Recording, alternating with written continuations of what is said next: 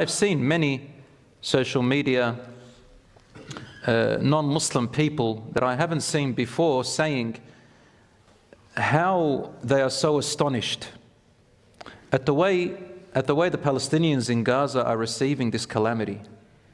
One thing they said, have you noticed that not one of them has said a single bad word against the Israelis? Not one of them is using that language. Yet they're the ones who are being killed. But all they're saying is, to Allah belong and to Him we will return. Allah is sufficient for us. They're all saying, saying the Shahada.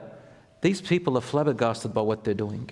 And perhaps Allah subhanahu wa ta'ala is opening another door, which we haven't seen yet, in a plan for something else in the future. The road is long, brothers and sisters. This is only a small pathway, a small step.